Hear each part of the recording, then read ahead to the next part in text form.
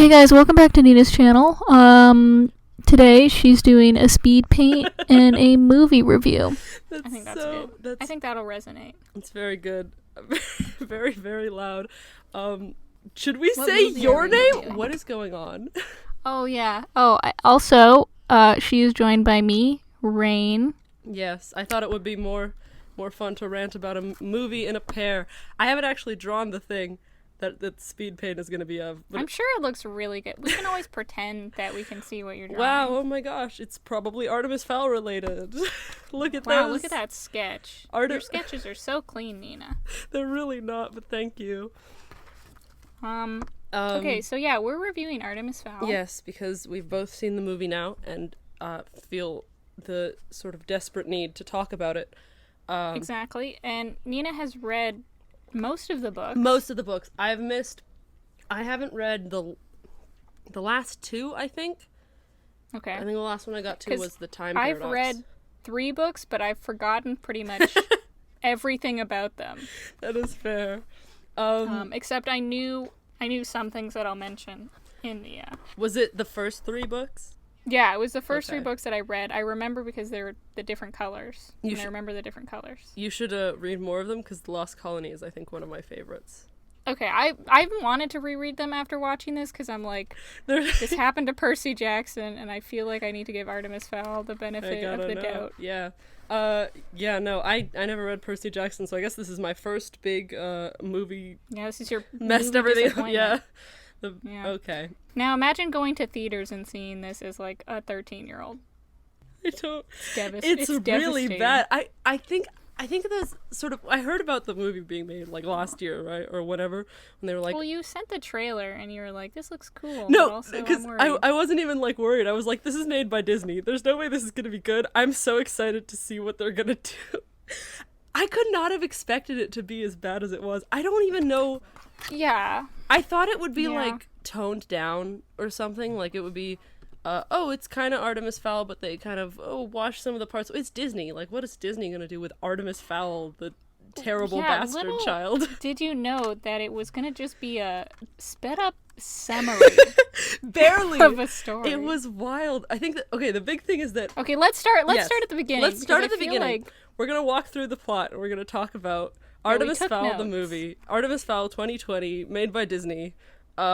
Yes, we both took notes. It's gonna be great. Can I just mention about the opening? Why was it like a crime documentary opening where it would like cut to black and then it would have like a white font, no music, barely like Artemis Fowl. Like it was so needlessly dramatic, and it did not fit with the rest of the movie. Yeah, absolutely. There was this sort of like I just remember, okay, my notes are from watching it the second time. I've watched it 2 times, which is 2 times too many. Because the first time I watched it with a friend who hadn't read the books, and I basically spent the whole time distracted by explaining to her everything that was different from the books, so that she'd know that they're not this bad. You were too busy also summarizing the story that you didn't notice how bad a job the movie was doing. Basically. And then I watched it the second time and I took notes. And like the beginning, okay, so it opens and it's talking about Artemis Fowl Sr. It's talking about the dad. Who can I just say? Yeah, it's like news reports from all over the world. Like there's like an international news report going on at this house. And I was like, okay, why did they bother doing this? Also later, okay, I know this is later, but they use like a picture of Artemis Fowl's father, but it's like the actor's mugshot. Like why did they use that photo? I have wait, the actor's what? Yeah, it's like, you know when actors give in their shots to like their headshots? Oh, like his headshot? Yeah, that's weird. They basically just used his headshot because the lighting was just like completely different. It was like blue, it was all fancy. What's up with that? There's something this movie. Okay, so let's start with the dad, because the dad is, what even is the dad? I think it's important. Okay, well wait, we have to begin with Mulch, though. Okay, we do have to begin with Mulch. I do want to actually point out the sort of just absolute whiplash experience of turning on Artemis Fowl 2020, made by Disney, the movie, and like, I don't know, 30 seconds in, switching to this shot it's like a overview shot of like the ocean or whatever, and these buildings, and then the little like text at the bottom saying like MI6, and I was like, okay. Yeah, I literally... Can I just say, Mulch's voice was a lot. Josh Gad was doing a voice. A lot of characters, actually. I think it was Judi Dench also was doing the gruff, scary voice. It was bad. It was so and weird. the thing is, I didn't hate Mulch as a character. I hated his line delivery and overall vibe, but it wasn't like... I was like, okay, there's some enjoyable bits from this movie that could be had from this character. Oh, definitely. No, I feel how like that's... similar, yeah. Yeah, how similar are the characters to the characters in the book? Yeah, because I don't remember this character at all, so. Mulch is honestly pretty good. I think I have that later in the notes. He's okay. There's... Okay. I mean, I guess I'm comparing it to just everyone in general. Let's start with Artemis's dad. For some reason, this is the one... Yeah, you want to go back to him. I want to talk about Artemis's dad, because he's not, like, I just don't agree with the casting.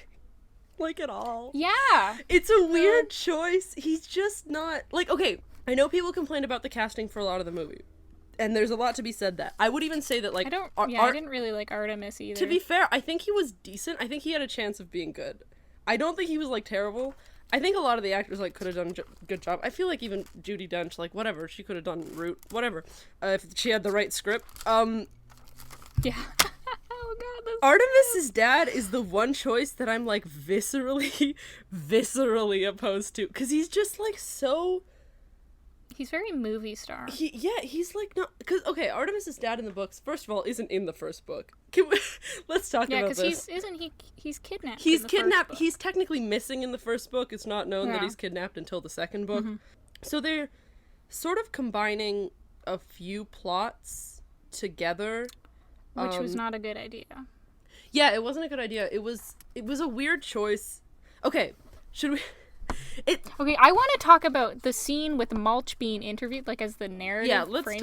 Let's talk about just chronologically why did they do that? The movie. So why did they do that? For people who have maybe read the books and not seen the movie, or actually, you know what, you could have not read the books, not seen the movie. We're gonna walk through it. So it starts. There's like there's a big news crew outside of Fowl Manor, which is apparently, which I assume is set after the sort of the time bubble. Yeah, I think it's set after the events of the rest of the movie. Yes, so it's like sort of a little future view thing. Mm-hmm. And then we cut to Mulch in a sort of MI6 because he's being put into like a police van. Oh, he was. Right? Okay. Yeah, you're right. And then it's like it cuts to him on this secluded interrogation oil rig thing. Yeah, in the middle of the ocean, and the little and it's like the camera is black and white. Like the camera that the guy's looking through at Mulch, because there's a guy talking to him. Yes. I'm assuming an MI6 agent. Yeah, and he's like, and then the camera. Yeah, and the camera's black and white. But it doesn't explain that every time they change angles, that clearly isn't one of the viewing cameras. It is also in black and white. It's for the aesthetic. I don't know what that choice was. I didn't notice that. That's amazing. And there's also one camera angle that makes no sense. It's like in the middle of a dialogue piece, and it suddenly just like is on. It's like a Dutch angle, and it's like, why is this a Dutch angle? It doesn't fit. Why didn't the MI6 people set up their cameras right? And I hate this line. I wrote this line down. A story that begins where every magic story begins. What was the sort of resolution of that? That was just the line. This is a story that begins where every magic story begins. And where is that? Did they say? I have no idea. Ireland? I think they did. I think it was followed up by Ireland, the most magical place in the world. Yeah, Josh Gad does his little narration. It's a weird choice to have Mulch narrating in general. It's just like a strange decision. And also, his voice. We've talked about his voice. I think you said it sounds like it hurts. It does. It does sound like it's hurting him. And also, he needs to take a break. I can't tell what he's, like, saying sometimes. Not completely. Yeah. Sometimes it's just, like, a know. little too... I just could not tell what he was saying. Yeah. My notes are confusing me because I can't figure out... what it means. We'll read some of them. I can't figure out where chronologically this falls, and maybe I'll find it if I'm skimming through movie clips. Maybe this will help, because I hated this. I hated while he was narrating, like, all the things that Artemis had done, how he had cloned a sheep. Oh, I'm not there yet. This is earlier in the... Oh, okay, because they're... The way they show this information is through PowerPoint montages? Why did they couldn't have shown him... It's like fast cutting between PowerPoints that have to vaguely do with whatever topic it is. It's like, I want to see Artemis cloning a sheep in real time. I do too. That would be great. I found that upsetting. No, the thing I have here is in between mentioning Josh Gad's voice and asking why he's narrating is in all caps the line, which I can understand why I got annoyed at a second time through, and it's just, the one who stole the Aculos. I don't know who says this at this point, but this is the first time that word is said. It will not be the last. Okay, yeah. Who's... Okay, was it... Okay, the timeline of this movie is so confusing. Okay, so... Because Holly says that her dad is dead. Her dad stole the Aculos. Her dad died because... Why did her dad die? He stole the acorn? The acorn. But then it's been like 4 weeks since the acorn has... 2 weeks since the acorn has been stolen, so has her dad been dead for 2 weeks? Wait, it's been 2 weeks? I'm missing everything. Yeah, because there was a news report in the city while Holly was going to work or whatever. Oh my God. That was like 2 weeks since it's been stolen, and I'm like, what? Oh my God, you're right. That's insane. Yeah. Okay. I don't understand. So, okay, sorry, continue. So we go through the... We'll talk about the Aculos. Don't worry, we'll talk about the Aculos. So we go through Mulch sort of saying he does, like, a little exchange with the MI6 guy who is never shown on camera. It's like his disembodied voice interviewing Mulch in this empty room. I did like his voice, though. It was a nice break from Mulch's. That's anything would be, though.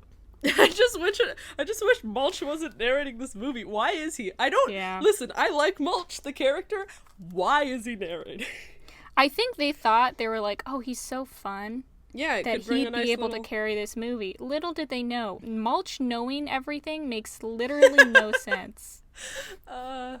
Okay, so let's talk about character choices, because right after this, he does his line about the most magical place, whatever, and then Ireland, and then the first shot of Artemis Fowl Jr., our main character, the boy genius, is him walking in a wetsuit towards the ocean, or maybe even surfing. He's like boogie boarding. The introduction of Artemis Fowl is him surfing. And boogie boarding. I remember I've heard people talk about, at least in stories, the first line of introduction of a character has to be like representative of their whole character, because that's how you're introduced. Yeah, he's having fun in the sun. He's having fun in the sun. He's a chill kid. He loves his dad. He loves his dad. He's a chill kid. His mom is dead. Why is his mom dead? Okay. I don't know. I don't know. So our introduction of Artemis is him surfing. A couple things about this. First of all, this is shown immediately after Mulch says something like, the most magical place on earth, Ireland, or whatever, and then cut to, the most Irish thing you can think of, surfing?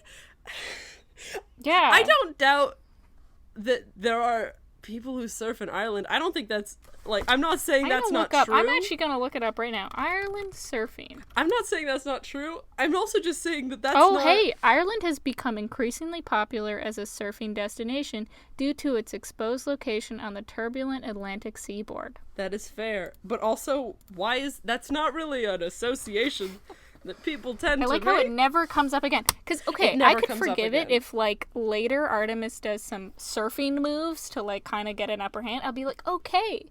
The beginning surfing shot was actually foreshadowing, but this I can't forgive. I get that, but I also won't forgive it. Because I don't know how many people are watching this who haven't read the books. Very likely. Artemis, from the books, would not surf. Artemis would crush this boy. Artemis from the books does not leave the house unless absolutely necessary. This child is gaunt. He's like... Also, he has a hoverboard? Yes! Oh, I have this too. After that, they have, more scenes, and then he's, Okay, the hoverboard is later, but we'll talk about that now. He's wearing like a beanie, and he's on this one-wheel hoverboard thing. I don't know what they're called. Probably something like hoverboards. I think it is actually. And he's called going hoverboard. through the woods, and I'm just like, they've modernized slow-mo. this. They've modernized this so much, and it's really weird to see. But I don't think it's like terrible.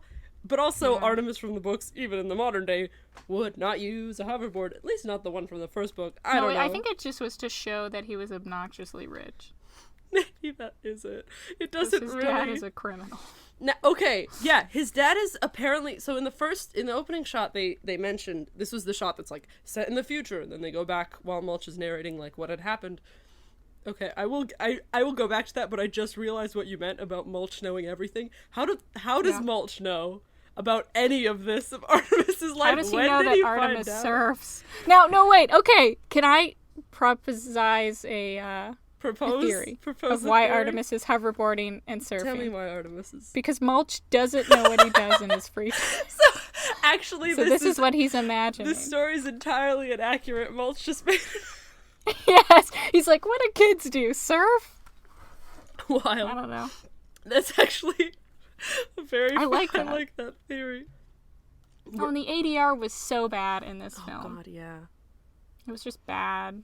Like him in therapy was just sad. What was that? Okay, but to be fair, we can talk about the therapist. So we're introduced to Artemis surfing and then hoverboarding, and then I think I wrote down next to him like getting ready to surf in all caps. He does a flip, which I think also leads into that. He does a flip. Apparently, he does a flip, or at least I thought he does. Didn't. Maybe I had like cried so hard at that point I didn't see it. It's like 5 minutes into the movie, but also mood. It's also like a lot of the time very obvious that it's a double, which is not bad. I get it. Yeah. We're not going to teach this kid to surf, but maybe at that point reconsider the fact that you're making this character surf in the first place. Yeah. So yeah, and then again, like you mentioned, there's they go to the. So he goes like surfing, and then they do a line that's like, oh, but what he didn't like was school, because he was too smart for it. And then Mulch continues lining out all the characteristics that Artemis Fowl is in the PowerPoint supposed to have. Presentation. He like beat super chess guy, and he did a thing, and he cloned a goat and named it. Was it a goat? Bruce. He named something Bruce, and then he said a line about how that's really weird, but he's a weird kid, and I'm like. He's like, yeah, not the name I would have gone with. And I'm like, it's just a name. And also, that's wildly out of character for the book Artemis again, but it's fine. We're moving on. That's going to happen a lot. He's out of character a lot. Anyway. And then they do the therapist scene, which, okay, I am not good at noticing bad ADR, so maybe this was, like, dreadful in the scene. I just did not notice. Oh, it was absolutely disgusting. Like, my mark for bad ADR is you don't hear the beginning of a sentence. So it always just cut directly to when Artemis started speaking, and it was really annoying. Huh. Okay, but also, that scene, out of the entire movie, probably the closest any character got to their characterization, like in general. Yeah, actually, because technically that scene is almost word for word from, I think, the second book. There's a scene at the beginning of the second book where Artemis is talking to one of his school counselors. So he and this therapist scene happens where he's in the office and he's talking to the guy, and then they do the whole thing and they exchange about like, oh, that's a nice chair. Too bad it's a fake. It like happens as well, and in the book, it's sort of just like him being like a smug asshole because he's just like, I know your chair's a fake and I'm gonna ruin your sort of memory of wherever you got it from. It was just like him being a prick because he's like annoyed that he has to be there. In the movie, the lines in the scene are pretty close. Even the whole like, oh well, do you look up to anyone? Oh well, I look up to Albert Einstein, etc. Because that line is there. That was the only. Yeah, because that was the only part of the movie that I was like, oh, this is actually characterization. But in the second book, that line is there because by the end of the second book, he, like, deeply has, like, a significantly deeper respect for, like, Holly and Butler and, like, a lot of people who helped get his dad back and, like, saved people's lives. It was, like, it was a character growth moment because at the beginning of the book, he says, like, oh, no, I don't respect anyone who's alive. And at the end, there's, like, a scene again where he reevaluates it and it's like, oh, maybe I do, you know? In the movie, he says that, and then kind of ends up just being a nice, polite kid for the rest of the movie. It's like a thing. Yeah, I don't understand Artemis as a character. Yeah. And then the other thing is that they changed the motivation of, like, oh, your chair's dumb and bad and a fake, from being, like, him just being an asshole annoyed with having to be here, to him being sad about his dead mom, who is dead in this movie for some reason. I don't know why they killed off Angeline. She is a feature of the books. She has more children later on. I guess they didn't think they were going to get that many movies out of this. Yeah, Whatever. I think that they just wanted to, like, make him and his dad's bond stronger because they felt maybe that would play better to audiences. But maybe they could have just made his and his mom's bond stronger, but they weren't gonna do. Nice. They weren't gonna do anything with, like, it's Disney. It's just so, like, it was so obvious. It was they were, like, not gonna. They were gonna shy away from everything that made the books interesting, but it's fine. Yeah. So yeah, the therapist scene, pretty close. I would even argue that it shows that this kid could do a decent Artemis if he was given the right lines and script, etc. Exactly. And even direction, you know, that kind of thing. So yeah, Angeline's dead. Disgusting. How they did that. Yeah. And his dad's always going on trips, right? Okay, yeah. To, So like, then find artifacts. So they talk about him and his dad. I don't like his casting. He was supposed to be, like, the leader of a, you know, criminal underground or whatever. Was he? He was not a leader of a criminal underground in this movie. He was not in this movie. In this movie, he is accused of stealing a bunch of priceless artifacts. I keep saying the Magna Carta. It's not. It's the Rosetta Stone. Yeah, the Rosetta Stone, and then, like, the Book of Kells, some ancient harp thing, and then he only stole them. I think what they're saying is he only stole them because they were fairy artifacts, and he was protecting the world from them or something. I see. So that was the sort of justification. Anyway. Wish they'd explain that in the movie. Yeah, I wish they'd explain anything in the movie. A big problem with this movie is that a lot of things that happen in the books technically happen in the movie. They just don't include any of the reasons for those things happening at all. Yeah. So they just happen, and it doesn't make any sense, and it's a pain. It's painful to watch. It's like his dad's journal, like when he was finding his dad's journal, that reveal felt so quick, and, like, the thought of him needing to find his journal in the first even place just, was like, so arbitrary.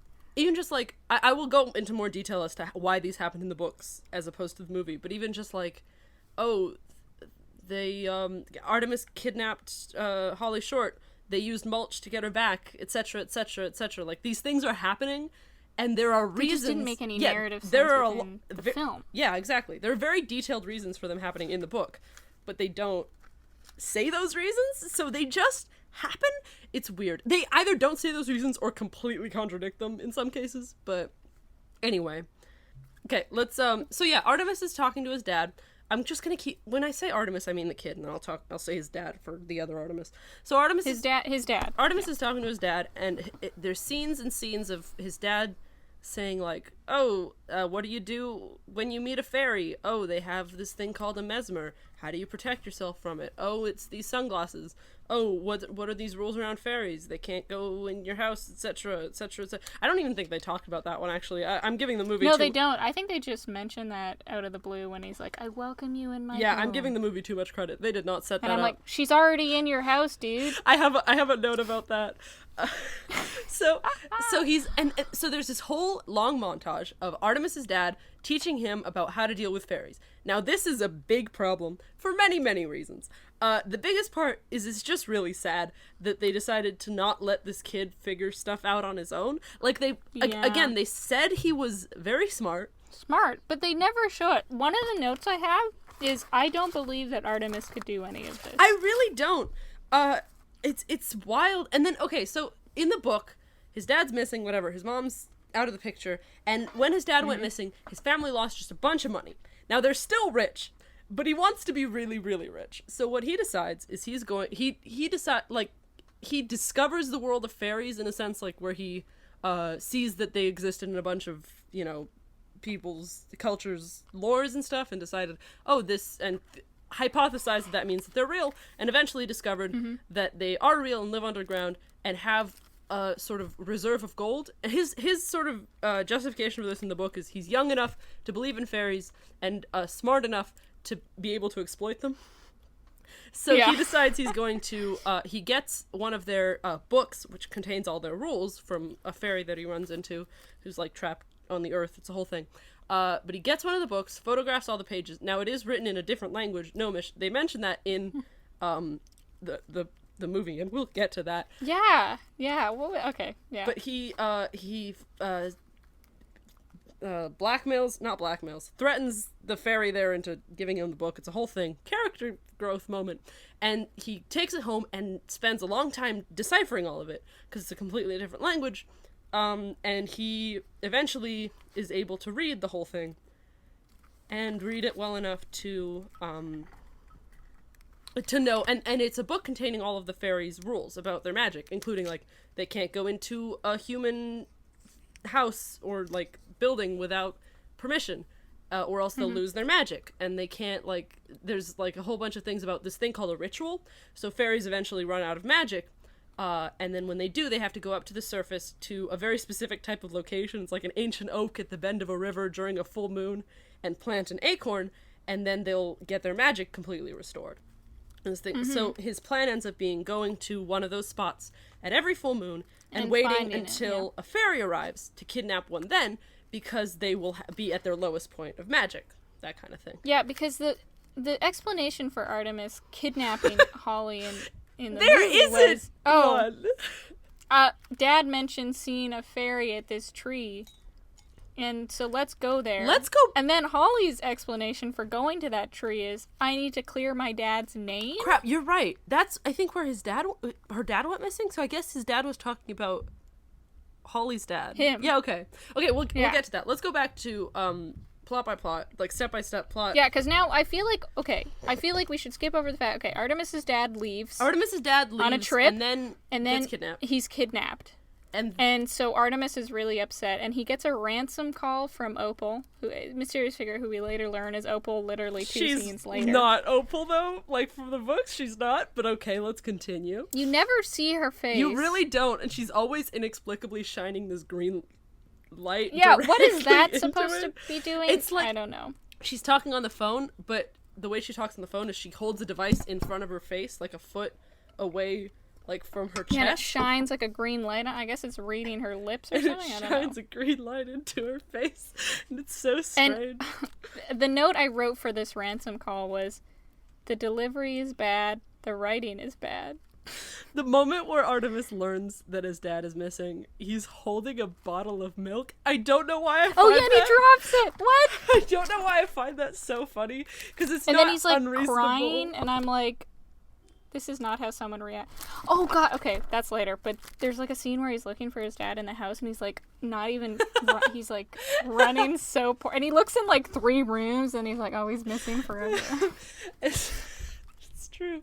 It's just a weird choice to have him holding a milk bottle in that shot when he learns that his dad is kidnapped, and then there's a dramatic shot of him dropping it, and it like shatters the whole thing. Anyway, he runs around and is sad about his dad, and then a second later he gets like a phone call, and then Butler, whose name they say they changed his name.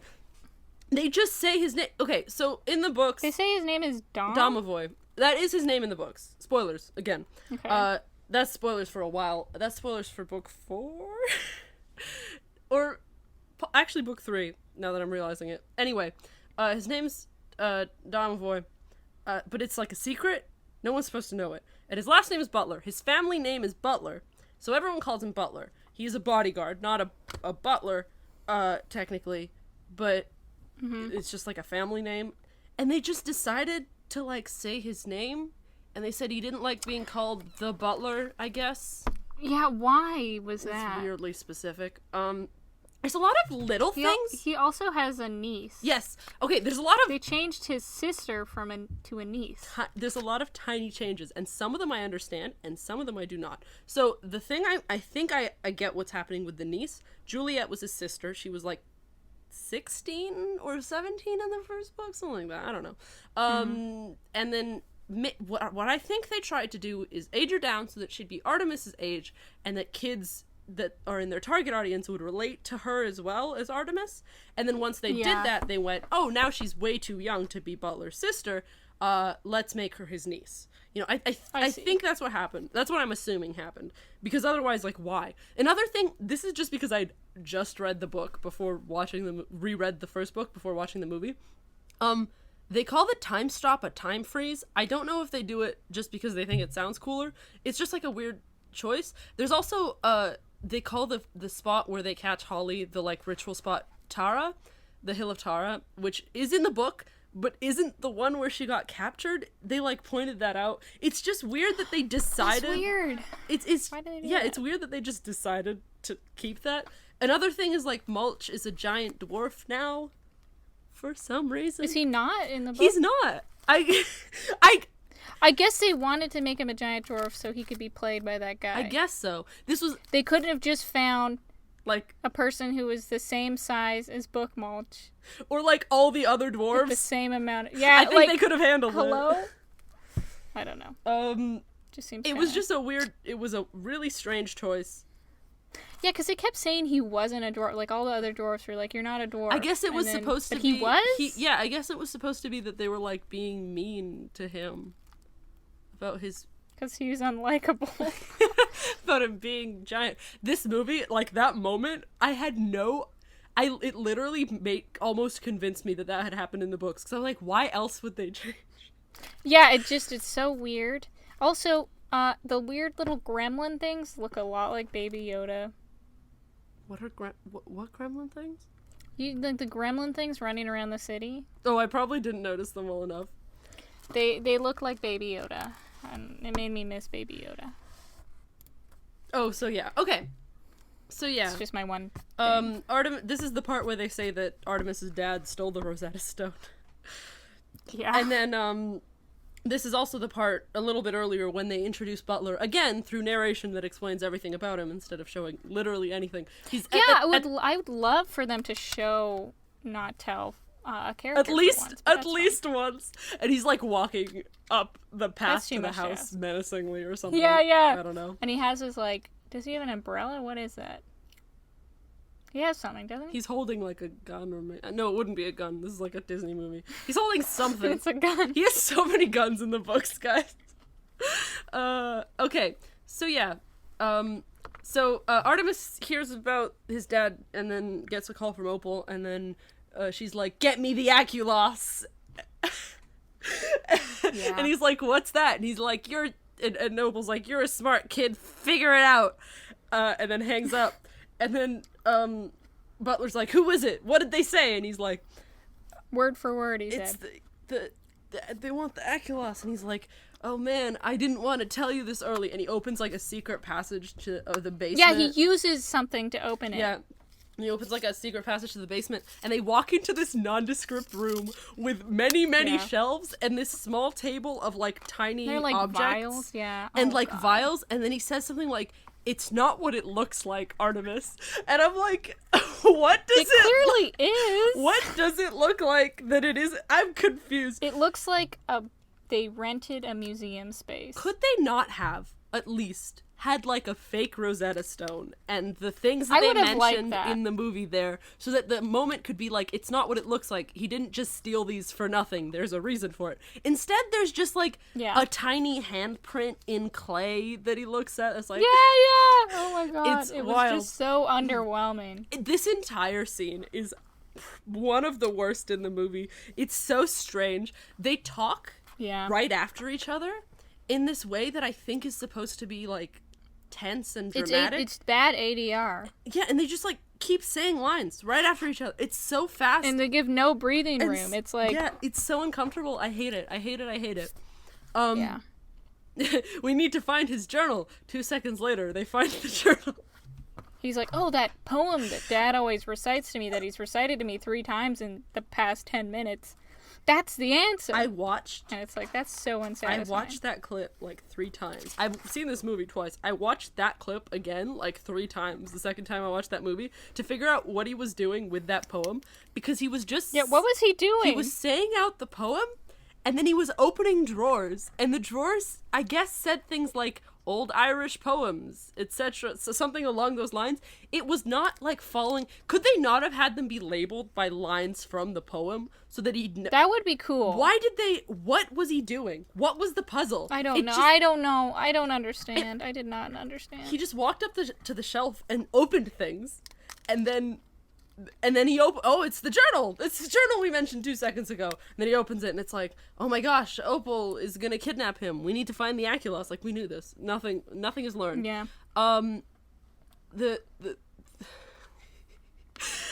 I wrote, and then Mulch says the lines, "Ladies and gentlemen," and I'm like, okay, one, you're talking to one guy. Wait, you're right. Two, okay, let's live in a world where Mulch is a dramatic storyteller where he says "ladies and gentlemen" to kind of flourish his speech. No, I don't believe that. Three, the camera move that was used to introduce the fairy city was obnoxious and quite honestly dizzying. Extremely fair. This is the point where I will talk about the one thing that I did like in this movie is... I liked 2 things. Okay, the thing I liked in this movie is a lot of the set design I thought was, like, pretty good. Even the costumes, I don't hate, like, the fairy outfits. I think they're, like, fine. I don't... Yeah, I like the acorn. I don't really know what I was imagining, but I think that's pretty good. Haven City, I vibed with. Like, the main area that they enter it into, like, they fly into the city, and then there's this sort of... It's like a dark, grim Yeah, I can cave. see that, yeah. It's like a cave that was carved out, but also has this, like, fancy technology slammed on top of it. It's, like... It reminded me a lot of, like, Black Panther's Wakanda, like, the underground bits. And I actually didn't hate that. I haven't seen that movie yet, but I believe you. It's pretty good. I need to watch it. But it's basically exactly how I imagined Haven City when I read the books. It was very, very on point. I loved it. Everything else... Yeah, I didn't hate it either. Everything else was bad.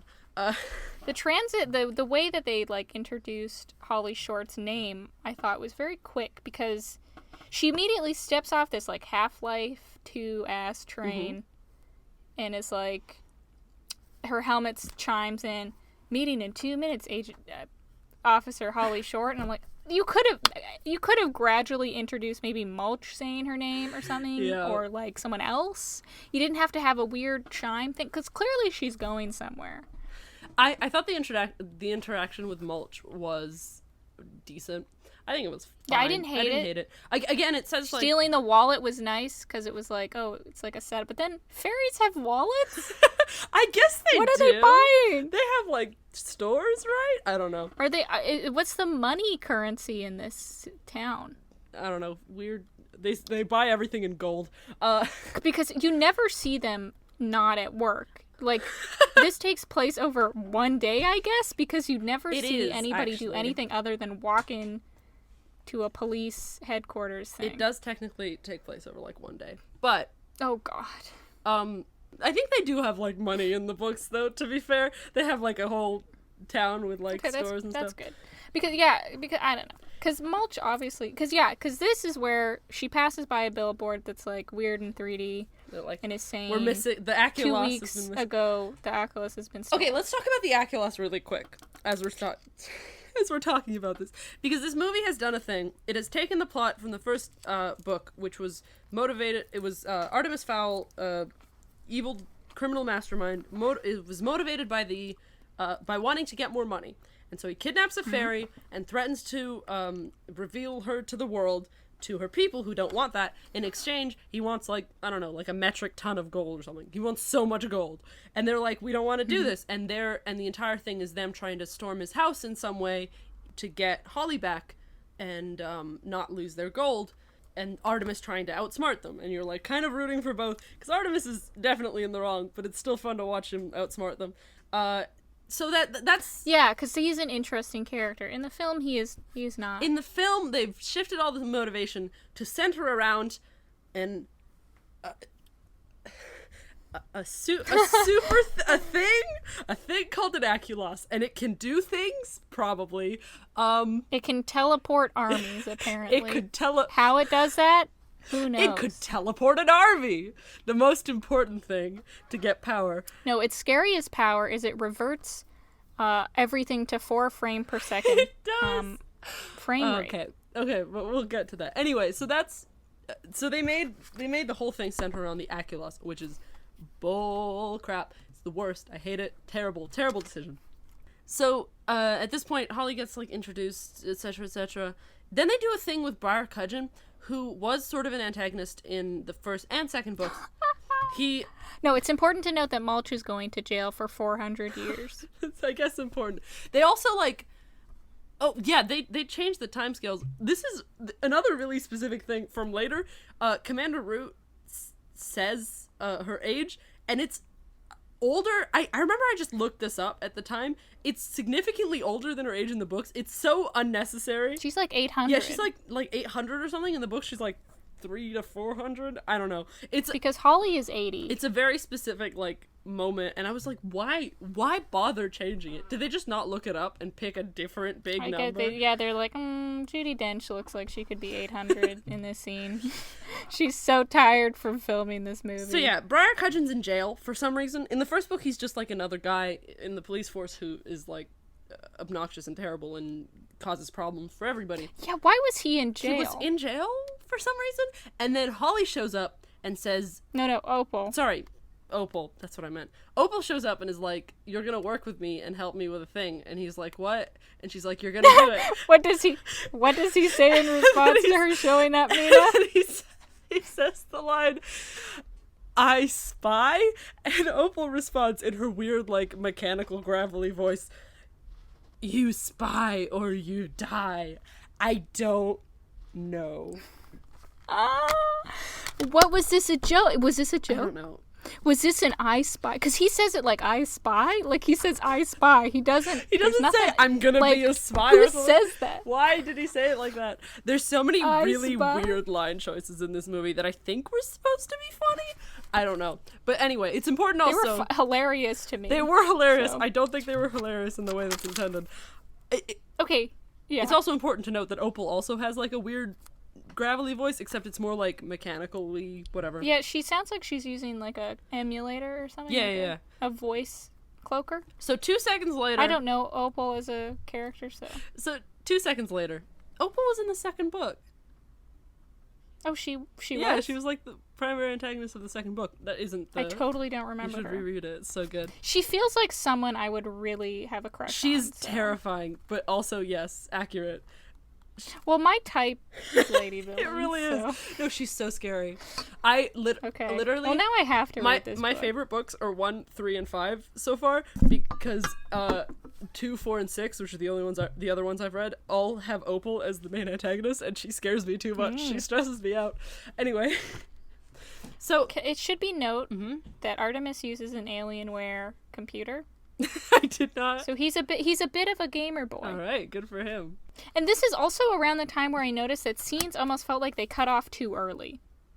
They kind of do, though, like they cut away from scenes without giving you enough breathing room to really digest what happened in it. There just isn't pacing in this movie. Like some people say pacing is bad sometimes. There isn't pacing in this movie. No, this movie was pace free. So, Opal is like, Briar Cudgeon, you're gonna work with me, and then he says this dumb line, and then 2 seconds later, he walks in full uniform to the police precinct, and no one says anything. Why was he in jail? No one's like, hey, wait a minute, why are you out of jail? What is the point of him being in jail? Why? What does it matter? Anyway. And also, how did Opal get into the jail? I don't know. Why was he the only one in the jail? Because every other jail that we see It's like a has like communal 40 people in it. So, What? Another thing is that Holly, I think the actress who plays Holly is quite young, I believe. I don't actually know how young. Yeah, she's very young. She's very young. Because I even wrote down how old is Holly. She's 80. Yeah, she's 80, but in fair years, 80 is probably not that old. But... No, she's like... Because Judi Dench even said, You're still young. I guess that she is supposed to be like a young upstart in the books or whatever. She's like, oh, young, naive, etc. Wants to prove herself. I imagined her as older, to be fair. When I had read the books, at first I definitely imagined her as, like, middle-aged for some reason. I don't know why. Maybe they wanted people to be, like... Unsure? Yeah, they wanted it to be like, oh, she's, like, she looks the same age as Artemis. Yeah, they definitely wanted that. like- They wanted everyone to be like the most relatable for the kids. Yeah, because I didn't read their relationship as romantic at all. Definitely I don't not. think Disney was going that way. But it was definitely like, oh, we're friends, kids, They gotta friends, be. It's you like know? a kid adventure, and Holly's another one of the kids. So yeah, Yeah. Root's character. Let's talk about Root. Pretty close, I would say. Not terrible. I guess Because I didn't hate her. I didn't hate. Oh, Honestly, the scenes with her were kind of okay. I didn't hate her as much as the rest of the movie. That is true. Yes. She's definitely too calm and put together and nice to be like the Root in the books. Like, come on, let Judi Dench be, unhinged or whatever. Let Judi Dench go feral. She is too refined for this role, is what I wrote down. Yeah. There was a lot of exposition in the scenes with her in it, Yes, though. she instantly introduces the plot about Holly's father being missing. Threw me don't so really- off guard. No, her dad's dead. Yeah, her dad is dead. And apparently, he used the magic against the fairies in some way because I Spy guy was like, Kajun. he was like, oh, he used the magic against us. That sounds like a traitor to me. And I'm like, okay, what are you're supposed to stop them from trying to find the Oculus or what? He's a traitor, TM. Whatever. I don't know. Aculos, yes. It's Oculus, Oculus, I don't but understand what he was different. doing. So yeah, she talks about that, and I'm like, what? Holly's dad? What? Huh? Again, it's like, oh, Artemis has a dad, and she has a dad. They're bonding. It's a kid's thing. And if we're assuming that he was the one that stole the Oculus, oh my god, how did I forget what it was called again? Aculos. They say it like 200 times in the movie. I know. How did I forget? If we're assuming that 2 weeks ago the dad stole The Aculos. the Aculos, why are they letting Holly work there? I don't know. Because if her dad is a criminal, like if they suspect, and how did they know he's dead? Did they find his body? How long ago did he die? I don't know. And if he had stolen that to like give to Artemis's dad, right? Then okay, so he stole it. Why did he steal it? Because he knew Opal was gonna get. There was no reason for him to steal it. Because the fairies were keeping it up locked tight. He was saying that. I think the idea is that he thinks there's so many people under Opal's thumb or whatever. I would love to see that in the film. I would love to have that brought up more than just like that I would love to list. see her influence, and also her in more than one location. No, she was in Standing over a She was in bridge. 2 locations. She was also in Briar Cottage. Yeah, the jail. So yeah, then we cut back. This is such a bad It's movie. such a bad movie. Then we cut back to Artemis. Again, we're calling Butler Dumavoy. Again, I hated it so much. I marked it down again. And then they introduce Juliet again with narration explaining how good she is at things. And then there's a scene. She brings Artemis a sandwich as he's sitting at his computer trying to decode something. That was the Alienware scene. Probably some of his like dad's old documents of the books. Yeah, it looks like it's scanning like photos of fairies or something. I'm like, okay. So in the book, he's deciphering the fairy book, like the book TM, that they use for all their like rules and stuff. In this one, he's decoding something, I don't know, and it's all in Gnomish. And there's the line just like something about it being a different language, and he says like it's not just a different language, it's encoded. I want to know what that means, because in that moment I was like, any language that like He's kind of is encoded, kind of encoded, yeah. right? Because if it's different, so different from yours that you have no reference point. You need, yeah. I think this you have to might. crack the Okay, code. so there's a lot of moments here. Someone probably had this in mind when they put the Rosetta Stone into the story, because the Rosetta. Oh, they were gonna use the Rosetta Stone as a way. Because in the book, the way he eventually deciphers the fairy language is that he compares them directly to Egyptian hieroglyphs. Now they're not like similar enough for like the computer to figure out, so he has to manually input every symbol. It's a whole thing, but I believe that Egyptian hieroglyphs are one of the languages on the Rosetta Stone, if I'm not wrong. And that's Perhaps like, there's a lot of Rosetta Stones on a lot of languages. and so that's the like one of the ways that people ended up decoding them, because they used that to, I think that has something to do with why they put that in there. But I guess they just forgot. And then Or they forgot maybe it. I suspect there was a lot of scenes cut from this oh, film. probably. Because I noticed a lot of shots are reused, and I'll mention that when we get to it. Okay. So yeah, and then so okay, I wrote this down. I can't remember this happening in the movie. I think that this scene sort of implied that he couldn't figure out how to decipher the language, and that's why he wanted to kidnap Holly. Holly? Because like Yeah, I thought that, okay, the reasoning for him kidnapping Holly was that he needed to get a fairy in order to find out where the Oculus was. The get the Oculus. So there was the picture of, like, and the fairy finding it, and he was like, this means that I need a fairy to find it. It does turn out... But then he just ransoms her off for no... Like, it doesn't make any sense. It does turn out eventually that the Aculos is in a safe in his house, which I marked down as, why couldn't he find it? Why didn't his dad make it Yeah, possible? wait a minute. Hang on. Why didn't his dad just And then, okay, but then Artemis didn't give the Aculos to Opal in the end. He just, like, used it to get his dad That's back. its own But then, problem. like, how did he know to do that? So the Aculos is in his house in a safe that Mulch finds, I think, with, like, a X-ray...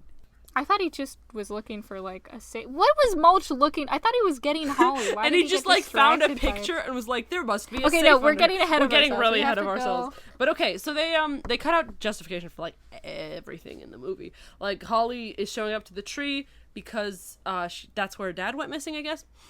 So we go back to the fairy world, and Foley's there. Foley is too cool in this movie. He did not deserve to be that suave.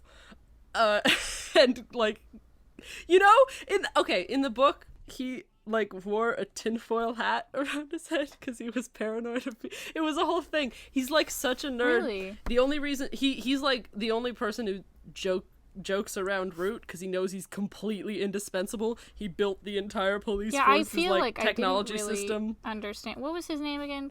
Foley? Foley? Yeah. Yeah, because I didn't understand him as a character. It's so fun. Okay, so in the book, he's like a super genius with technology, and he built like all of Haven City from the ground up, basically, alongside Opal, who at this point was not known to be evil. They were like competitors since high school or whatever.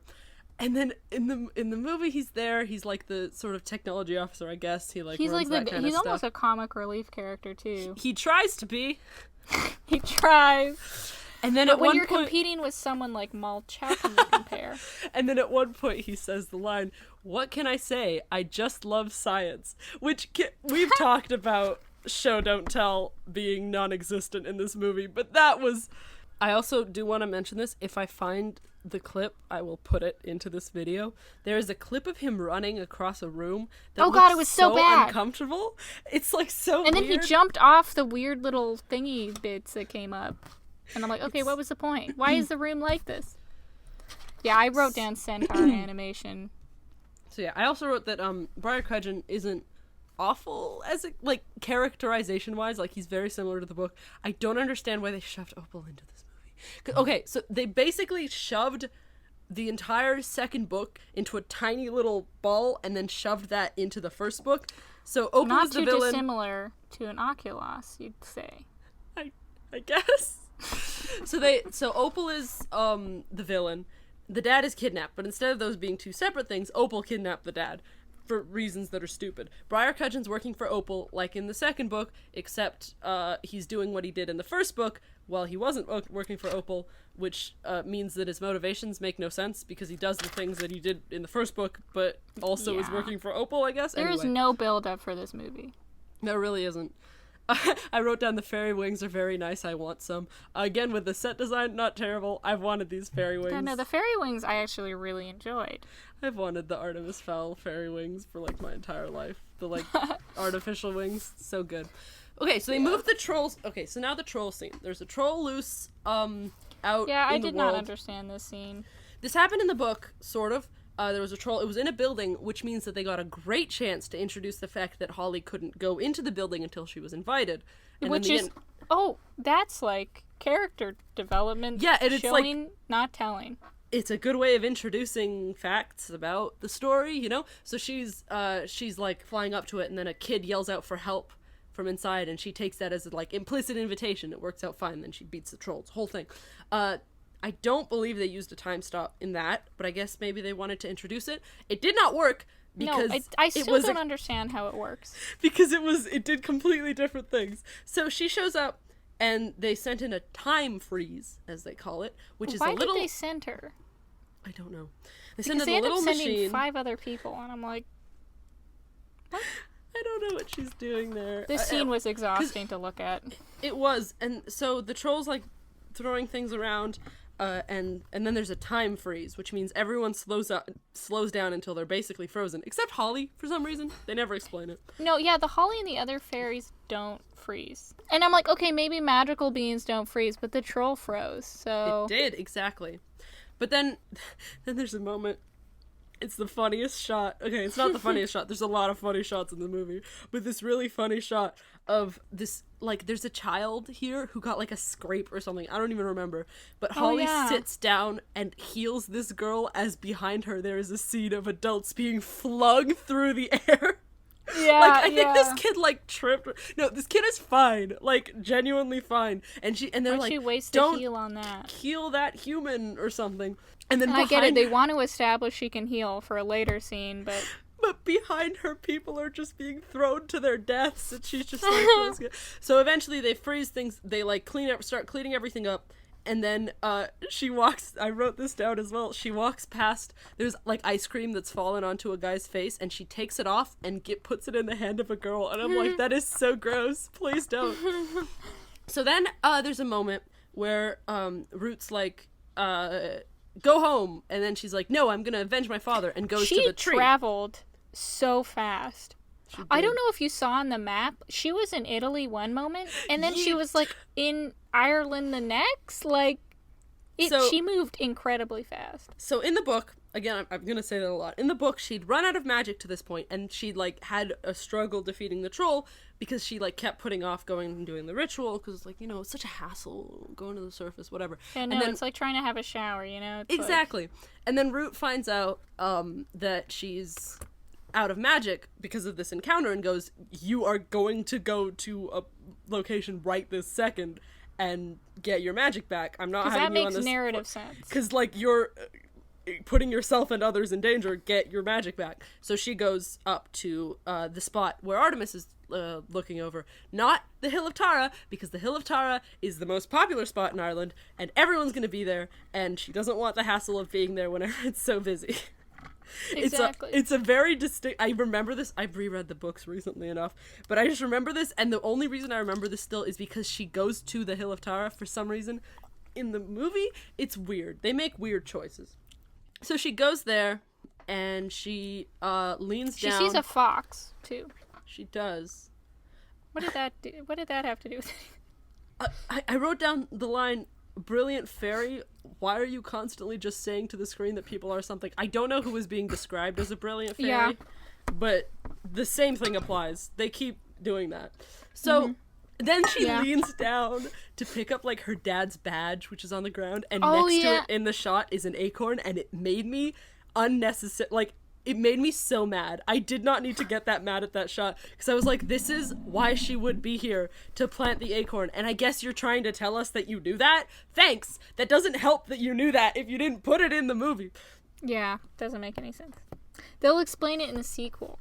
Of course. You know. So then Holly gets tranquilized, I guess, probably. And I wrote down, did it hit her in the ass? Because the way the trajectory was going, it didn't show the tranquilizer actually hit her, because the shot of her, like, flying up. So that's my only logical conclusion. I will find the clip. I have a lot of ass notes in this, actually. Oh god, yeah. We'll get to that. Next moment, she wakes up in this weird wooden cage in the middle of a room. It looks like, you know what it reminded me of? It looked like one of, like, the cages in, the zombie show on Netflix, Daybreak or something, and it's like, it looked exactly like Ferris Bueller's kidnappy kid cannibal warehouse. I don't know what you're talking about. And I'm like almost thinking they reused the same set because it looks so similar. Did Artemis make this then? Is that the implication? That's a good question. It's like in a basement that we've been in before, so it's new. I don't know. Another fun thing about this is that in the book, obviously she was out of magic, which is why she went there in the first place. That's why Artemis picked that spot to kidnap a fairy, because one, they would be there, and two, they would be mostly defenseless. Now, even with, like, low to no magic, they still have the ability to do some things. Gift of tongues is one of them. All the fairies that have magic can speak, like, any language. And also, the mesmer, which is the, like, hypnotism thing they can do that with, like, relative ease, even when they barely have any magic. In the book, eventually she gets her magic back. It's a convoluted reason as to why. But once she's done that, she's able to hypnotize Juliet into taking her sunglasses off just with her voice. It's like she has more power, basically, and she can get out because she has magic. In the movie, she has magic. She just kind of stays in the cage, I guess. I don't know. Well, yeah, because she, like, does the weird eye glowy thing. And then he's like, nope, we're immune. Anyway, so she wakes up and says another dumb line that they have in this movie, which is, not happy. She sits up from her bed and just goes, not happy, and I'm like... It sounds like the John Mulaney bit with, MacGyver, was it? No. Oh, God, what is his name? Where he's not funny. Not funny! Mick Jagger. MacGyver. Yeah. Mick Jagger, yeah. MacGyver's a film character. So... And then they have the exchange, which I guess was supposed to be funny, but I thought it was weird. He goes, so you speak English? And she says, or maybe this is with Juliet. So I was like, oh, you speak English? And she goes, speak English? No, it's of course I speak English. And then later in the scene, he says no, she asks, what's English? No, she says, no, what?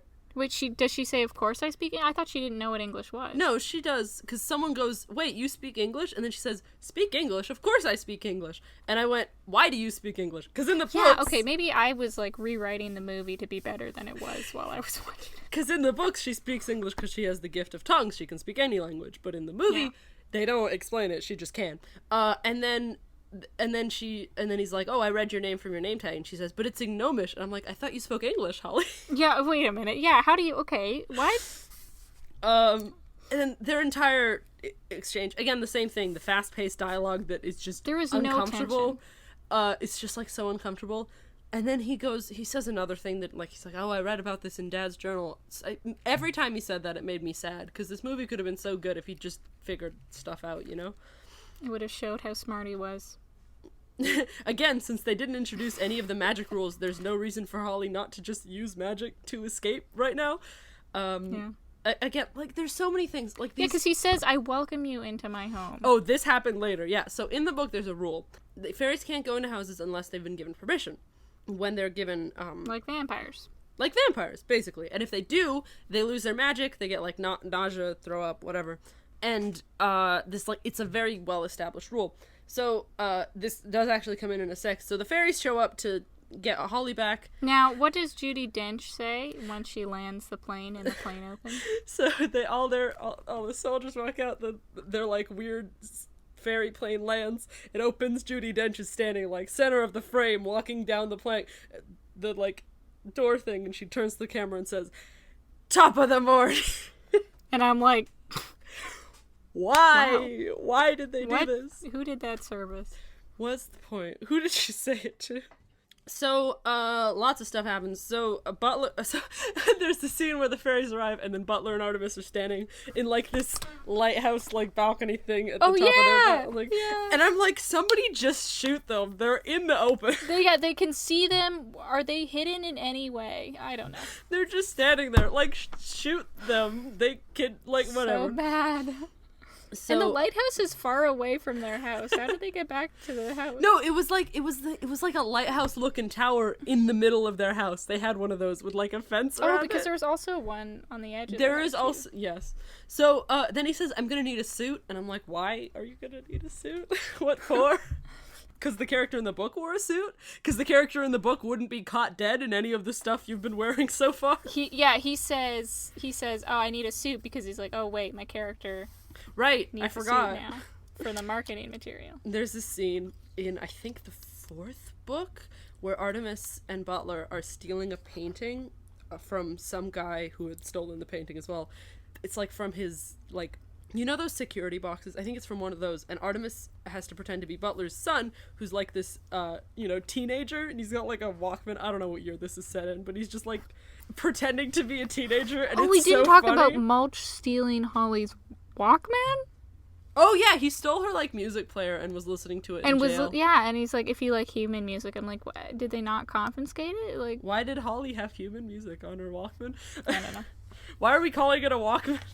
Yeah, I don't know. This thing has hoverboards. It's like an iPod, whatever. So then they have like a fight scene with Artemis and Butler and Holly's weird gun thing that transforms into whatever it wants. Yeah, the weapons were not explained in this. I don't know why they have Artemis fighting. He has literally no character traits. He has everything at once. And then instead of... Okay, so in the book that they have the time stop around them. So it's like to keep the rest of the world from noticing anything inside. It'll only last a certain amount of time. Fairies don't want to be out in the day. It's a whole thing.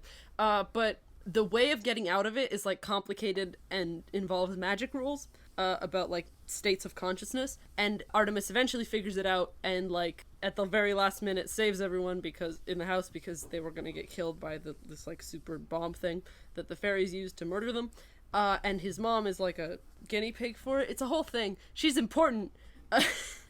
And she's dead in the movie. Would be nice. So instead of that complex plan, they didn't even give her a name in the movie, did they? I don't think they did. Angeline. So instead of that complicated plan of how to get out and using his wit and intelligence, they shoot the time freeze in its glowing video game weak spot. Oh, yeah, they did. What was it was so about? Funny. And then like, it's destabilized. We've only got X number of minutes, or whatever. We've only got 27 minutes until it blows, or whatever. Then we probably go back to Opal, because I wrote down, this Opal's motivation confuses me, and then this Opal confuses me, and then also, Book Opal didn't need a super weapon to take over the world. I really want to meet Book Opal Opal's now. so good. You'll love her. The more I hear about her, the more I'm like, oh. You'll absolutely love her. It's so good. Okay, and then there's this exchange that you were talking about. So Root comes up to Artemis's house to do a negotiation. And she says, my name is Commander Root. And Artemis says, I invite you into my house. And she says, ha, nice try. What? What was he trying? What did she think she's like legally bound to do whatever he says once he does that? Because in the books, yeah, but it doesn't change if she doesn't agree to be invited or some shit. That's like so weird. Anyway, so then they have a bit of an exchange, and this is probably my favorite part in the movie because it's so funny. I can only assume it was intentional because what else were they going for? So, important scene in the book. Same sort of thing. Root is having negotiations with Artemis, and Artemis says something along the lines of, well, don't try anything because none of you fairies are allowed into my house while I'm alive. And he does this on purpose. It's a whole thing. He's like trying to outsmart them, one up everyone. But Root goes out of the house and talks to experts, and he says, like, oh, can we take that as an implicit invitation if he's dead? And they eventually decide that yes. So the plan turns into trade... Kill Artemis. Yeah, the plan turns into trade Holly for the gold, and then kill everyone in the house, and then go back and take the gold back because they're allowed to now. It's, like, technically not an invitation, but implicitly an invitation. So it's like... Yeah. And he did it on purpose. It was a whole thing, part of his big, complicated plan.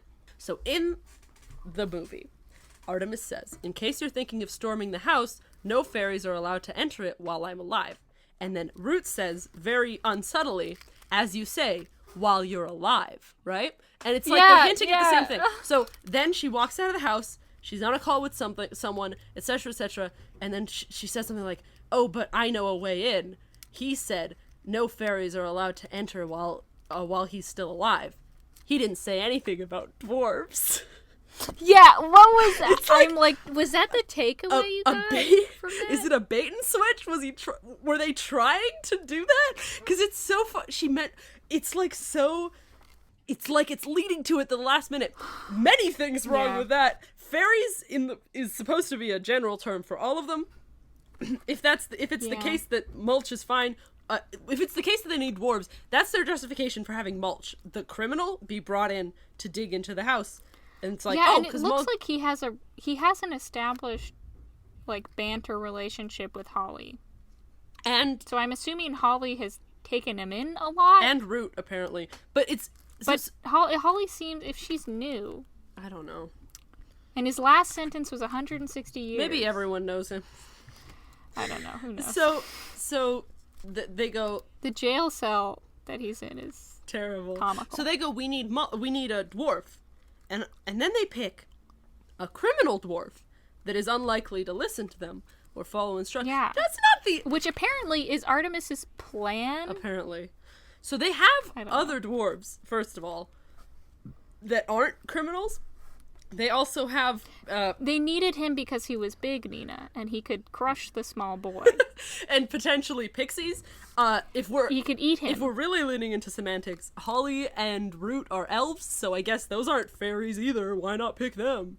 It's such a stupid justification, and it's, like, so obviously dumb because it's right next to a good justification, but I guess they didn't want the fairies to threaten to kill the child in the Disney movie. Yeah, because it's a family-friendly movie. So, then they go back to... Yeah. Mulch's jail, which is he's terrible. Listening to music. He's listening to human music. There's goblins and things. And he offers it to the goblins. Why would they let goblins inside a jail cell with other people who aren't resistant to fire? It just seems like a bad idea. I think they did do that in the books too, though. They're just not very nice to criminals. The only comment I have about this scene is there's this really weird camera framing where he's talking to the goblin and staring directly at the camera. It's like, why would you what is that? decide that? I don't know. I also wrote, I hate... What is with these shot compositions? I wrote that too. And then, like, him laughing and being like, oh, why are we... I was just laughing because I was reading your social cues. I'm like, no, this is not the time to say that in character. It doesn't make any sense. They were trying to make... I just wrote, I hate him. They were trying to make him funny, but it didn't land as well. It didn't land because we hadn't seen Mulch in a different scenario. Like, we didn't have any reference for him. So then they grab Mulch and take him out, and they're like, you're gonna help us with a thing. Oh, no, before they do that... What happens before? Artemis comes into the jail cell room, Oh, right? no, that's right after they save Mulch. No, he says... He comes in... I wrote, can I trust you? This is what he okay, says so to this her. is it. And he takes his sunglasses off in a shot that is reused literally 2 scenes later. Oh my god. And they're just trusting each other, and I wrote... What the question mark? Why is she trusting him? Yeah, so this is interaction 2. Second interaction Artemis has with Holly in the movie. Maybe they've talked more, whatever. In the first one, he was very smug. He has his, like, reflective sunglasses so the mesmer wouldn't work, etc. Interaction 2, he comes in, they bond about daddy issues, and then out of nowhere, Artemis says, can I trust you? And Holly says, you have to. But he's taken his sunglasses off at this point. Before. And Holly says, he asked you her. have to. You have no choice. And then they bond more or something. Whatever. It's so weird. And then we go back. Then we go back to Mulch showing up to the place, and then talks to Root, and it's not terrible. There is this weird David Bowie joke where he's like, "Oh, you would be the David Bowie of fairies, but also... if David Bowie wasn't already a fairy." And then I was like, "Okay, is this like a gay joke?" But then he's like, "Oh, do you think they knew he was one of ours?" And I'm like, "Okay, so why did you mention David Bowie at all?" I don't know. It's weird. It's a weird movie. Anyway. Now, what scene is after this scene, Nina? Oh, God. The worst scene in the entire movie? Oh, Jesus. Okay, to be fair to the movie, I have absolutely no idea how they were supposed to handle the dwarf digging thing, well, because technically, the thing that happens in the movie is accurate to the books. It's very gross and terrifying. It's like that in the books. My notes start out with Mulch's and then it cuts off into scribbles. And then the next line in all caps is, his ass no. I just wish that they'd at least warned us. I really wish they had. They hadn't mentioned anything about how the dwarves dig in this movie Except, I guess the only thing that they mentioned kind of was, like, the goblins, like, they said something about him behind you not while standing you do it. behind Yeah, him. if you know what they're talking about, yeah, sure, that's helpful. If you don't... I was ill-prepared for his pants falling down to reveal his heart-speckled boxer briefs shooting out dirt at a high velocity. It's so bad, guys. This is so bad. So then he, let's stop talking about Liz. We need to move on. So then he tunnels his way into the wall of the house, I guess. Apparently on the second floor, too, which is wild.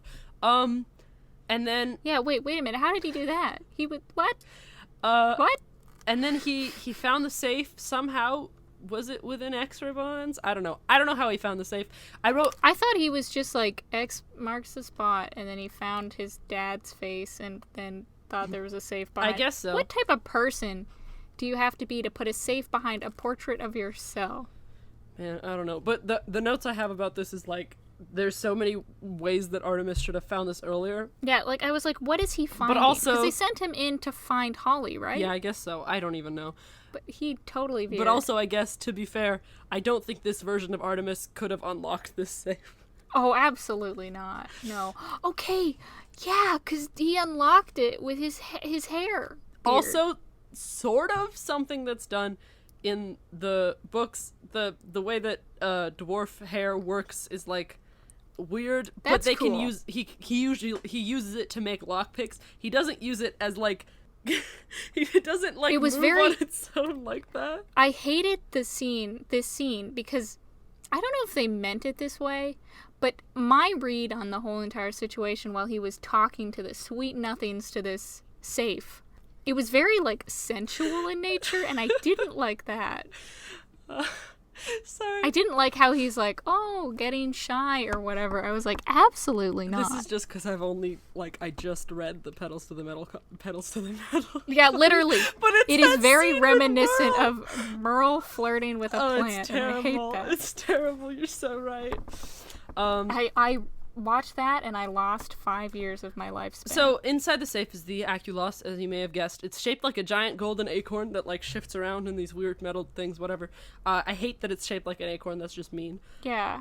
And this is and before they see the acorn for themselves, because Jack Black impersonator sees it first. And then they play the same clip of Artemis taking off his sunglasses. And then letting out Holly. And then they're being like, how can I know? They basically have the same exchange of how do I know I can trust you? You got And then she punches him.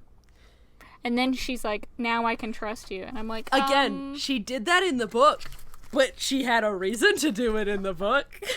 And I'm like, I get it. Okay, you punt. That's fine. Like, that's like a... But that scene literally just happened the 2 scenes ago. So why did they just have it again? So weird. Anyway, so at this point in time, I don't know. Root gets arrested? ? And then Briar Cudgeon takes over, and then he sends in a troll and the same troll from before. Probably the same troll from before. And they send in a troll to wreak havoc and kill everyone. I don't know why. There's no justification for anything. After they've gotten the Oculus, and I think... And at this point, I was like, why are they trusting Mulch? Yeah, Mulch is holding on to the Aculos a lot. Why are they... They don't know this man. He has, like, a Holly camera knows feed him. that tells everyone that they found the Aculos, whatever. So they send in a troll, and at this point my notes fall into just a mess. Yeah, me just too. like, they devolve into why is he helping what? This is getting tiring. This movie is making me tired. This is the part where my brain just completely turned off for like 5 minutes. I probably have... because Holly got stuck in the chandelier for like 12 years. I probably have something to say, but if I try to think about it more, I want to fall asleep. So you know what? Maybe it's just not worth it. I just kind of... This is my second time watching this scene. She got stuck in that chandelier for like a year. And then people just like jumped around, and I remember there was a moment where Juliet and Butler both tried to do a thing that was like sports-y and then like failed at it, and I was like, aren't they supposed to be the ones good at this? So yeah, a bunch of stuff happens. Also, Juliet was like in 2 scenes in the movie the whole time. She was a completely useless character. So at this point, they defeat the troll. They put him on a chandelier. They drop the troll onto... It was going to fall onto Artemis, but then Butler throws him out of the way, and it falls on Butler, and then Butler's, he's got crushed, etc. They move him to a different room that the background is full of these weird fairy dolls, which is fair, but strange. And it should be mentioned that the gun joke, there's a joke. This is the one thing I really loved in the movie. It was they're getting ready to fight the troll, I think, right? And Holly is like, "Can I have my gun back?" And then she looks at Dom, expecting him to have the gun. Yeah, Butler looks for it, and then Mulch takes his gun out of his pocket and gives it to Holly. And I was like, "Okay, this is good," because we set this joke up with him stealing the wallet and having sticky fingers. That was or whatever. solid. That was solid. It was like a lens into a better movie that I wish it had been. I wish there had been build up to make it so this scene was earned. So, because Cudgeon had taken over, he turned off Holly's magic? ? Apparently. Yeah, I don't know. It was like a little beep, and then Artemis was like, "Is that bad?" No, and it's fine. She has this little gem on her arm, on her forearm, and it like stopped glowing. Yeah. And I was like, "That's." You mean her magic is artificial too? Why didn't you set this up? Okay. So they turned off her magic. I think they blocked the magic in the building. I don't know why she had a glowing gem to indicate whether her magic was working. Whatever. Yeah, so I don't know she either. doesn't have magic, and Butler's like dying. Oh, it's so sad. This character who has no character. Oh god, and he's crying, and then Artemis and is then crying. Holly's and like, you're I can't do anything. wow. I don't have magic. And she starts walking away sadly, like out of the room. And then Artemis starts reading the poem that his dad reads him when he goes to sleep. And it's like, oh man, they brought it back. So outside, they cut back to outside. Oh yeah. They cut back to out with the fairies. And then Briar Cudgeon's like, and then one of the like officers or something is just like, but the captain. yeah, I think? someone's like, hey, but Cudgeon, if we don't like help, Holly could be dying in there. And he's like, she's a traitor, meh. And then he turns to Commander Root, who's standing there in handcuffs, and she's just like, this is not like, wait, why'd I make you captain or whatever? Like, hey, do what you think is right. Yeah, she's like, there's a reason I made you captain, and I wrote down ADR line, she's one of us. No one says this. It's just something that drifts in from the heavens. So the guy who's asking the question, he walks like 2 feet and then yells out to the crowd, turn the magic back on. I thought Cudgeon was supposed to be in charge. He does not try to stop this even at all. Yeah, wait a minute. Yeah, he just sent in the troll and he's finished. It is not a challenge to disobey him at all. He's like, we're not turning the magic back on. Now, and this guy was like, turn the magic back on. Yeah. And then they do it. Now his job, if I recall the I spy, you spy, or you die Yes. line, was that he needed to stop the fairy police Getting the from Aculos? preventing Artemis from getting... Yes. Now, What?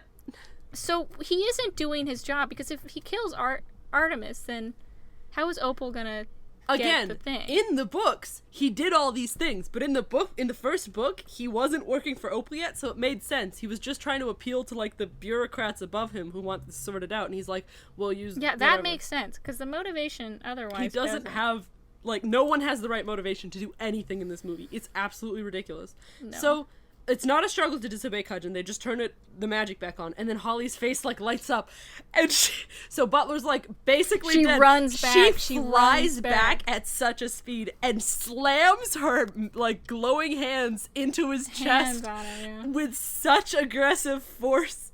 It was so I funny. thought she was gonna go right through him. And then he comes back and he says like a joke about how he cried. I don't know, it wasn't funny, so I didn't care. Yeah, he's like, "Oh, I hope I didn't cry," and then Artemis is like, "Just a little bit." Stupid. So then the time freeze starts breaking down.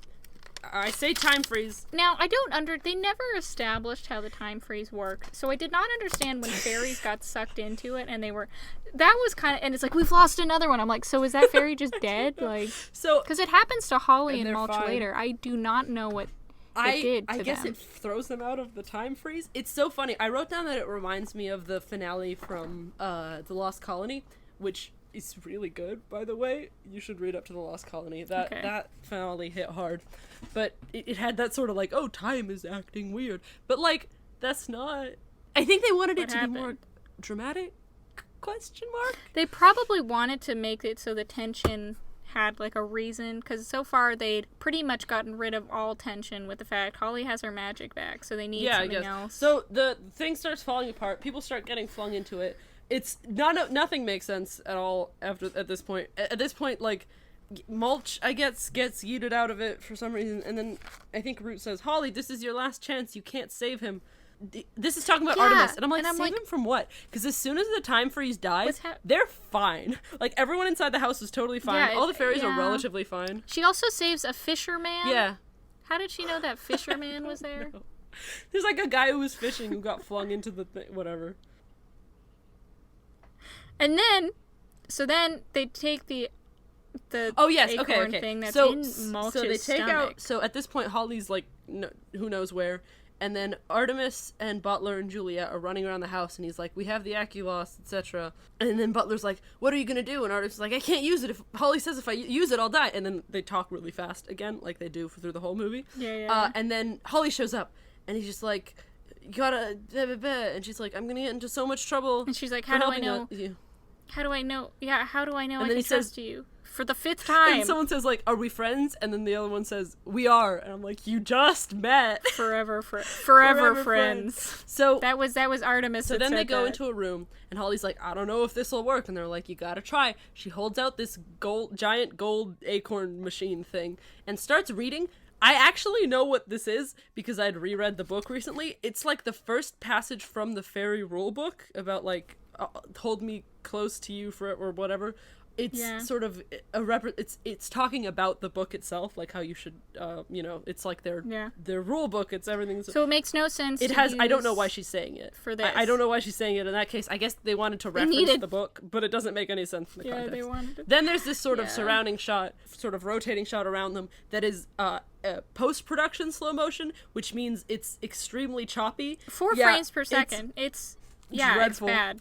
And it's so funny to me how easy. Okay, so at this point, Holly's still holding the giant golden acorn. They're like, I don't know, did it work? And then Artemis starts running around the house, and like you said, he checks like 3 rooms, and then he's like, my dad's gone. Yeah, he's like yelling. The yelling doesn't match. It was clearly added later, and then his dad turns out to be in like the basement thing, and then they go, and it's like, oh my god, dad's back. And then he talks about how he was friends with Holly's dad. It's the whole thing. Anyway, the way that they got the dad back was so easy, so anticlimactic. He never met the villain face to face at all. There was a point, like, when they'd gotten the Aculos and all the fairies were gone and the time stop ended, I was like, oh good, now they're gonna go to the villain's place and do like a tense hostage exchange, but then maybe outsmart her. I thought and then I looked looked at the clock and I was like, there's like 10 minutes of this movie left. No, they aren't. Yeah, I thought there was gonna be a fight scene, and I was kind of excited. There is nothing left in this movie. How is there nothing left? No. And then there's like 2 scenes of Artemis going into a car, and then directly afterward another scene of him exiting his house and going into a helicopter.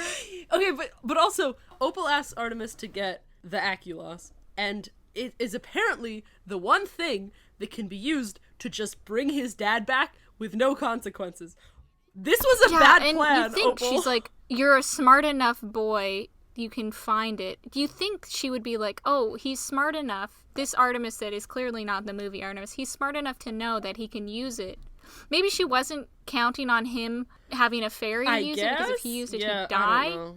But then, like, how would they make the trade in the first place? Because she gave him, like, 0 seconds before killing his you're right. dad, She was much, like, right? oh, you ruined it. We're gonna kill your dad now. It was so weird. Yeah, I don't understand. And how was she killing it? Like a weird... Okay, you know in Big Hero 6, the little nanobot things? But yeah, it looked like... It looked just like that. It looked like a putty. Magnetic putty. Oh, like yeah, like that magnetic liquid the crystal, stuff. make your... Yeah. Exactly. I was like, oh, I wish we saw this power any other reason. And it's like, and apparently it's like on her face too. Like when we get like a lighter shot of her face, it's like her face is just that, and it's sort of warping around. Okay, so they don't get to meet the villain. The dad's back. He gives Holly a list of names of the that are working with Opal, and he's like, I couldn't even read them, and I'm like, you couldn't? Why could Artemis? What happened? When did he translate this? Yeah, he said he couldn't. Then there's like the thing you said, there's like a bunch of scenes of him getting into cars and like news vehicles. And then he says something like, I'm Artemis Fowl and I'm a criminal mastermind. He's not. And then he walks towards the camera and then he gets onto a helicopter with his dad and they fly up and then they keep talking to Mulch and he's like, and then the guy's like, this is all bull crap. And then... Oh, but wait, we should mention that Holly was put in charge by Root to hunt down all of the people that her father had taken note of. And she goes into a room, and everyone starts clapping as soon as she goes into the room, and I don't understand that. I don't know. I guess because it was like a big thing. She's fine now, and she's in charge of a mission. Great. What happened to the Briar curmudgeon dude? Like, I don't know. Was that ever explained? I don't think so. He just disappears. I assume he died off screen. So now they're in the helicopter and they're flying out, and then we're back to Mulch narrating to the guy. Yeah, it cuts back to him, and he's like, so that's what happened. This is my... And he's like, and then the MI6 guy is like, okay, then why did you tell me all of that? That was kind of... And he's like, because I want you to be able to sleep easier at night knowing the fairy tales you tell your children are just indeed fairy tales that exist in your dream. And I'm like, what? That doesn't mean anything. And then he pulls his hair back to reveal his pointy ears, and then the guy's like, his ears, gas! And then the guy's like, get him, oh get him. And then this high security MI6 facility gets broken into, and Mulch gets saved through a ladder a falls. skylight. It's so funny. There's a skylight. And this is where the scene cuts to him climbing up the ladder, and it's still black and white, and I don't understand that. And then he goes up, and then they give him his fingerless gloves, which for some reason he didn't. Yeah, it's an important character He's trait. putting it on. Why didn't he have them at the MI6 facility? Did he take them off at some point? I didn't see that. They forcibly removed them because it gave him too much and then they're power. the final shot, I think, is the helicopter flying into the sky. Yeah, and he's like, "Oh, I love my job." What is your job? What? Are you employed with them? And then Holly What is your flying. I didn't actually yeah. mention the reason that Mulch was used in the book to break Oh into yeah, house. what was his job? The gist, right, is in the movie they're like, oh, we need a dwarf, so they picked Mulch for some reason, even though he was a criminal. In the book, Mulch had broken into so many human houses that he didn't have his magic anymore. So he didn't have the consequence of going into a house he wasn't invited to. So he was the only person they could use. Okay, that's cool. I like that much better yeah, I don't understand. They didn't have the thing in the movie though about the magic, so they couldn't use that. Yeah. Okay. Also, the ending shot lasted far too long. It was a good 10 seconds of just the helicopter going into the sun, and I was like, okay, this is getting... To quote Mulch from the scene in the jail cell, this just got awkward. Yeah, so that's Artemis Fowl, 2020, the movie by Disney. It was not good. It really wasn't. It was oof. It was oof. It was so upsetting. It was so bad. It was like one of those movies that I was like, I don't go here and I feel bad for you. I'm so sorry. You should reread it though. It's so good. It's such a good series. Yeah, I will. I will. And I think that if I reread it, I'll be even more exponentially more mad. Yeah. This movie took so much out of me. I've ranted at least 4 times about this movie. We've spent 2 hours talking about it now. I'll probably cut it down. Yeah, oh my god. I doubt this. Time flew. I received a package. My fire alarm went off during this thing. I will cut it down somewhat so that this video isn't 2 hours. So yeah, I don't know what's going on in the background. My concern is that whatever I'm drawing is not going to be sped up enough that you won't notice the many, many, many, many mistakes I'm making. Oh, looking at your finished piece now. Oh, it looks so good. Oh wow, look at that. It looks so beautiful. I somehow finished love the it. colors. I love the design choice you went with. Thanks. Yes, thank you so much for joining me.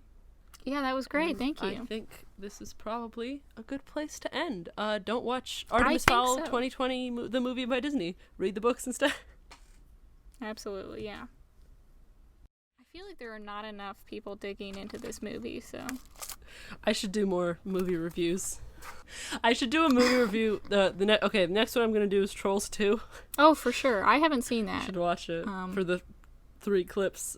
But I do love the song Born to Die. That song actually sucks. We're talking about a different movie. Okay. Yeah, okay. Artemis Fowl is so dry and lacking in substance that we're actually going on to a different We're movie. looking for any other movie to talk about. Yes.